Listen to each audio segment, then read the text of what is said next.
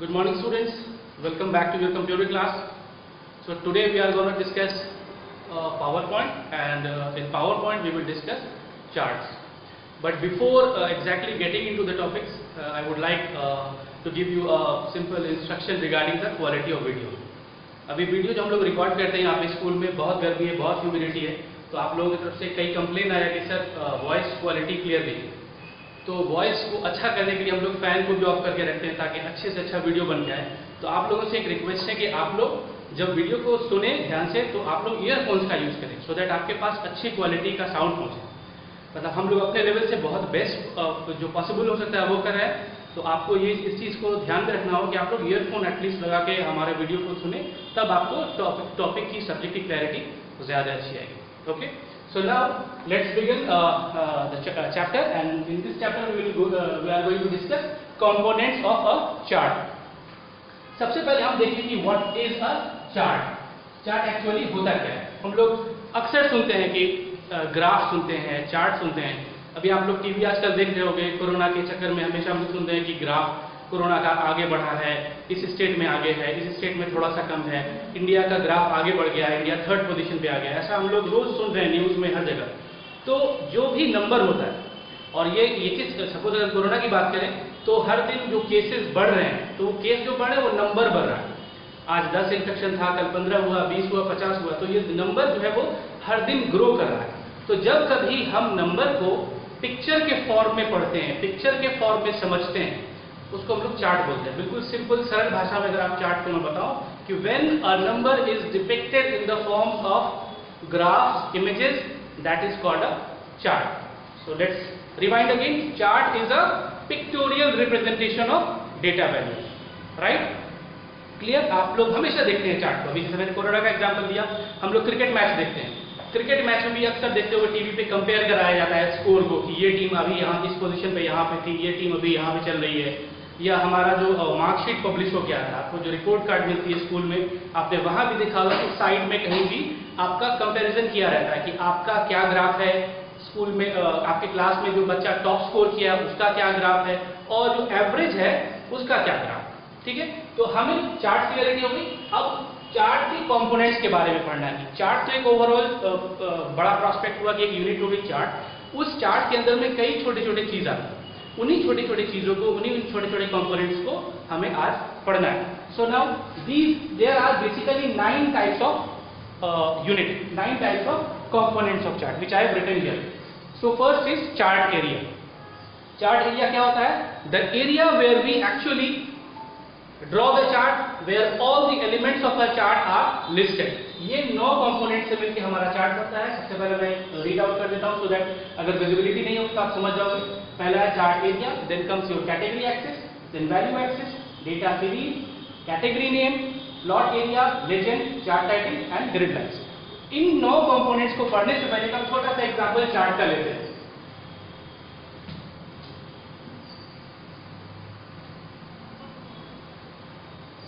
जैसा आप हमेशा टीवी में देखते होंगे,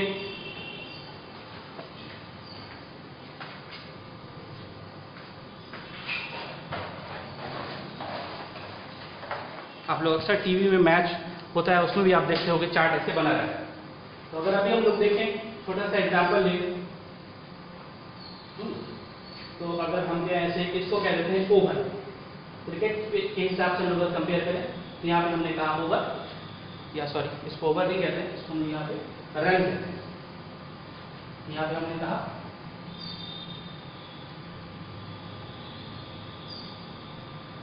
रन, और यहाँ पे हमने कहा ओवर।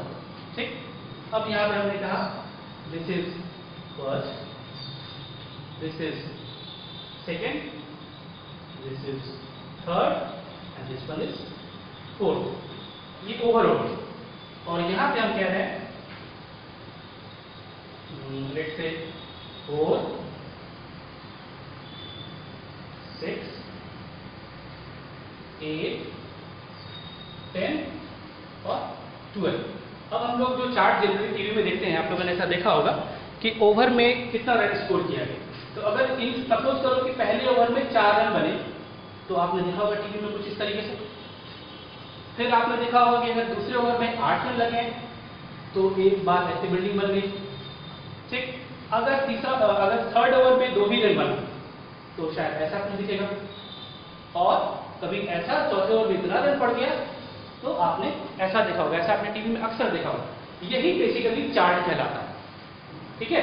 अब चार्ट के कई सारे एलिमेंट्स होते हैं, जो 9 कंपोनेंट्स मैंने नाम लिख रखा है वो अब एक एक करके हम लोग समझते हैं। जहां पे पूरा चार्ट एक्चुअली बनता है, सारे एलिमेंट्स जो समाये हुए होते हैं जिस स्क्रीन पे, उसको हम लोग चार्ट एरिया कहते हैं, राइट। उसके बाद आता है कैटेगरी एक्सिस।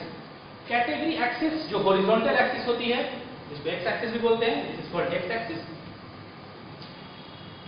इसको हम लोग हॉरिजॉन्टल भी कहते हैं क्योंकि ये हॉरिजॉन्टल है, इसको हम लोग बोलते हैं हॉरिजॉन्टल एक्सिस। और ये कहलाता है हमारा वाई एक्सिस। जो वर्टिकल है इसको हम लोग कहते हैं वाई एक्सिस, या इसको हम लोग वर्टिकल एक्सिस भी बोलते हैं, ठीक है। ये बेसिकली कहलाता है कैटेगरी एक्सिस, ठीक। उसके बाद आता है डेटा सीरीज। ये जो देख रहे हो आप बड़ी बड़ी जो मैंने ऐसा प्लॉट किया है, ये जो नंबर को रिप्रेजेंट कर रहा है कि 4 रन लगा, यहाँ पे 8 रन लगा, यहाँ पे 3 रन लगा, यहाँ पे 12 प्लस लगा, ये सब कहलाता है डेटा सीरीज। ये जो बार्स दिख रहा है, कॉलम्स दिख रहा है, ये डेटा सीरीज कहलाता है, ठीक है। यहाँ पे जो हमने लिखा है ओवर, या यहाँ पे जो हमने लिखा है रन, ये कहलाता है कैटेगरी नेम। यानी क्योंकि अब जैसे मान लेंगे अगर आपके मार्क्स को कंपेयर किया जा रहा होता तो यहाँ पे आपने आपको लिख दिया जाएगा मार्क्स और यहाँ पे लिख दिया जाएगा सब्जेक्ट, तो सब्जेक्ट यहाँ क्या कहलाता, कैटेगरी नेम हो जाता, और यहाँ मार्क्स भी जो है वो कैटेगरी नेम हो जाता। उसके बाद आता है छठा कंपोनेंट जो है वो प्लॉट एरिया कहलाता है। प्लॉट एरिया बेसिकली वो पार्ट होता है जहाँ पे चार्ट बन के तैयार होता है। I mean plot area is the area where actually a chart is plotted.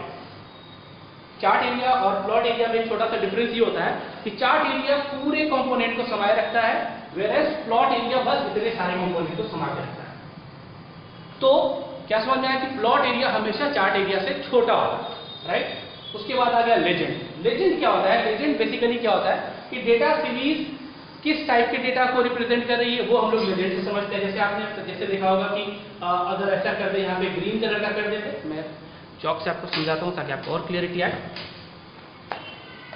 अगर सपोज करो कि ये ब्लू है, ऐसे मैंने ब्लू कर दिया, ब्लू किसी चीज को रिप्रेजेंट कर रहा है, उसके बाद पीला किसी और चीज को रिप्रेजेंट कर रहा है, और पिंक किसी और चीज को रिप्रेजेंट कर रहा है। तो ये बेसिकली क्या कहलाता है?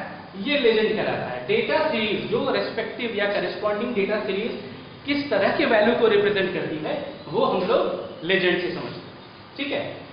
और उसके बाद होता है चार्ट टाइटल। अब जैसे यहाँ पे अभी देखो चार्ट का कोई टाइटल नहीं है, अगर यहाँ पे लिख दे इसको मैं बोलूँ रन रेट है, सपोज करो क्रिकेट के अगर कंटेक्स्ट में समझ है तो हम कह दें कि रन रेट ये चार्ट किस चीज को वो कर रहा है, डिस्क्राइब कर रहा है।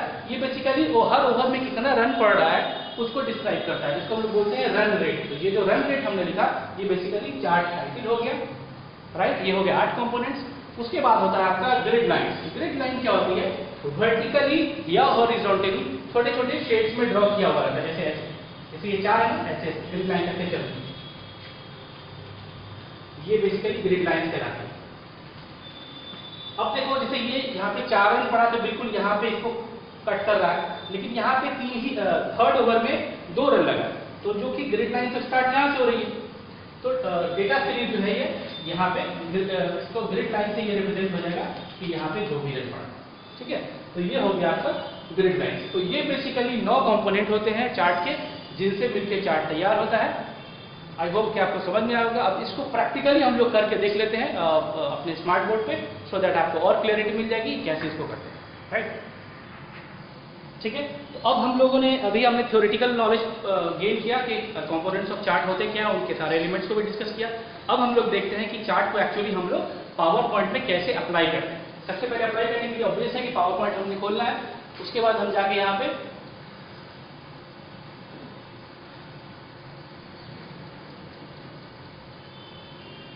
उसके बाद एक हम कोई भी स्लाइड ले लेते हैं। सपोज करो कि मैं यहाँ पे ये वाला स्लाइड ले रहा हूँ, याद होगा ये वाला हमने टेबल इंसर्ट करने के लिए ये वाला यूज किया था।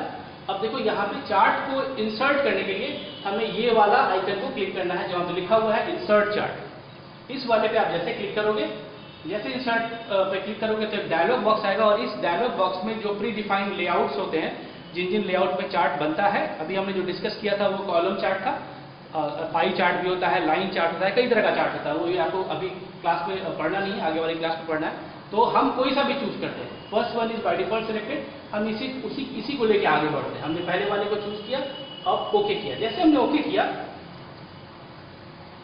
आप देखो कि आपकी स्क्रीन दो पार्ट में डिवाइड हो गई, एक आपका पावर पॉइंट की स्क्रीन और एक आपकी एक्सेल की स्क्रीन। एक्सेल की स्क्रीन क्यों खुली? क्योंकि एक्सेल में हमें डेटा पॉपुलेट करना है, डेटा डालना है, और उसी डले हुए डेटा के अकॉर्डिंग हमारा चार्ट प्लॉट होकर आएगा। अभी आप देख रहे हो स्क्रीन पे दो पार्ट है, यहाँ पे एक्सेल में कुछ डेटा डाला हुआ है और अकॉर्डिंगली एक चार्ट बना हुआ है। अभी हमें समझ में नहीं आ रहा है कि बेसिकली ये है क्या। अब आते हैं, हम थोड़ा सा एडिट करते हैं इसको। हम लोग यहाँ पे करते हैं, अगर जैसे बुक में आपके एग्जाम्पल है कि मंथली एक्सपेंस अगर हम बताएंगे क्या है हमारा, ठीक है। अगर हमें चार्ट बनाना है और हमें दिखाना है कि हमारा महीने का जो खर्चा है वो हम कैसे चार्ट के फॉर्म में देखते हैं, ठीक है। तो अब हम यहाँ पे देखते हैं, सपोज करो कि हम डाल देते हैं यहाँ पे जनवरी, उसके बाद हमने डाला फरवरी। स्पेलिंग गलत होगी तो इग्नोर कर देना, क्योंकि कीबोर्ड का सही से काम नहीं कर रहा है। मार्च और फिर अप्रैल, ठीक है। अब देखो जैसे मैंने डाला जनवरी फरवरी में, फॉन्ट साइज को थोड़ा सा बड़ा कर देता हूँ सो दैट थोड़ी सी रीडेबिलिटी हो जाए, आपको दिखे आसानी से। मैंने इतना बड़ा कर दिया। अब देखो ये जनवरी फरवरी मार्च 4 महीने के हिसाब से हमें अपने खर्च को दिखाना है। ये देखो जैसे मैंने जनवरी फरवरी मार्च अप्रैल किया, अकॉर्डिंगली यहाँ पे जनवरी फरवरी मार्च अप्रैल दिख गया आपको। अब हम यहाँ पे दिखाते हैं, सपोज करो कि मैं कहता हूँ हाउस रेंट। अब अलग अलग हेड्स में दिखाना है कि किस किस हेड्स में किन किन चीजों में मेरा कितना खर्च हुआ।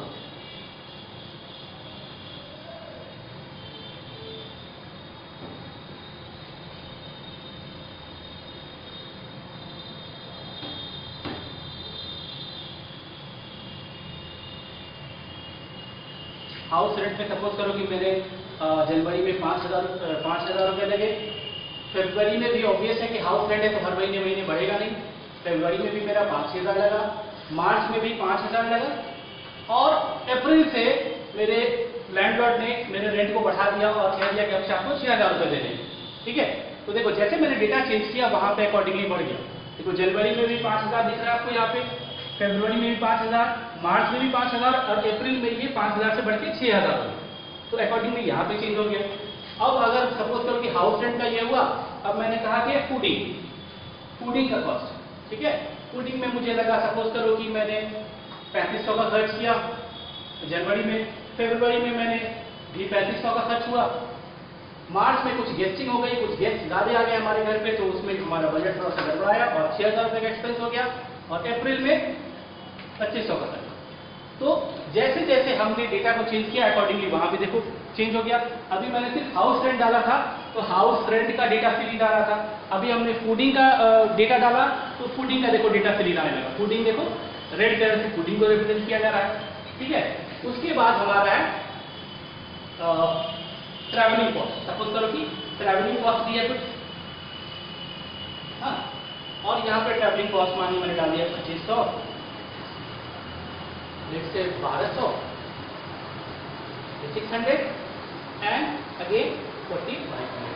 सो ऐसे मैंने कुछ डेटा को रिप्रेजेंट किया है और जो डेटा मैंने डाला है उसके अकॉर्डिंग देखो आपको चार्ट प्लॉट होके आ गए। अब हमने जो 9 कंपोनेंट्स पढ़े थे उसको एक करके देख लें।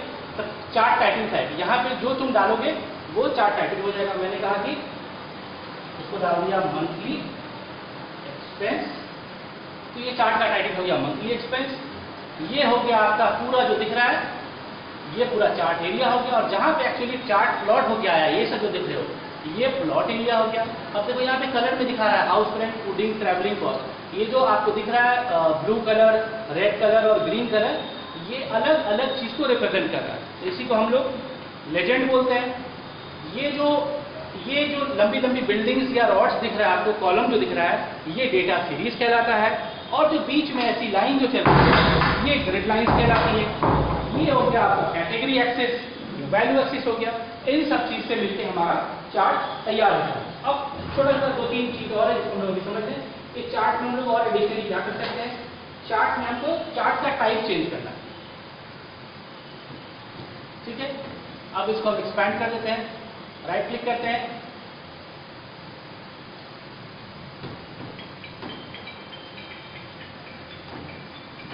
चार्ट को क्लिक करने के बाद यहाँ पे जाते हैं और यहाँ पे हम चार्ट के देखो चार्ट के लेआउट को भी चेंज कर सकते हैं। जिस तरह का हमको चार्ट चाहिए वो यहाँ पे हम चेंज कर सकते हैं। और टाइप अगर चेंज करना है तो हम चार्ट को क्लिक करने के बाद डिजाइन में जाएंगे और टाइप ग्रुप में हम चेंज चार्ट टाइप पे क्लिक करेंगे और यहाँ से हम चेंज कर सकते हैं। अभी हमने बाय डिफॉल्ट ये वाला लिया है। अगर आपको ये पसंद नहीं आ रहा, अगर आपको कुछ ऐसा चाहिए 3D में चाहिए तो आप इसको सेलेक्ट करो और ओके करो। देखो आपका चार्ट जो है अकॉर्डिंगली चेंज हो गया। तो इस तरीके से हम चार्ट को और अच्छे तरीके से रिप्रेजेंट कर सकते हैं। 2D 3D में बहुत सारा होता है, आप लोग एक्सप्लोर करके देखोगे। फिर से अगर चाहो तो चेंज कर दो, फिर चार्ट को क्लिक करो, डिजाइन टैब में जाओ और चेंज चार्ट टाइप में अगर आपको लगता है कि लाइन चार्ट चाहिए तो आप लाइन वाला सेलेक्ट करो और ओके कर लो और देखो आपका ये लाइन के फॉर्म में चेंज हो गया। ये देखो हर कलर अलग अलग को रिप्रेजेंट कर, रेड कलर फूडिंग में है, ब्लू कलर हाउस रेंट में है और ग्रीन वाला हमारा ट्रैवलिंग कॉस्ट में। इस तरीके से हम लोग बेसिकली सारे चीज को हैंडल करते हैं। नेक्स्ट क्लास, आई होप कि इतना आज के लिए काफी है। नेक्स्ट क्लास में हम लोग क्वेश्चन आंसर करेंगे या 1-2 पॉइंट जो बचा हुआ है उसको डिस्क्राइब करके चैप्टर को कवर करेंगे। आई होप कि आपको आज की क्लास समझ में आई होगी। फिर हम लोग नेक्स्ट वीक में मिलेंगे, ठीक है। तब तक के लिए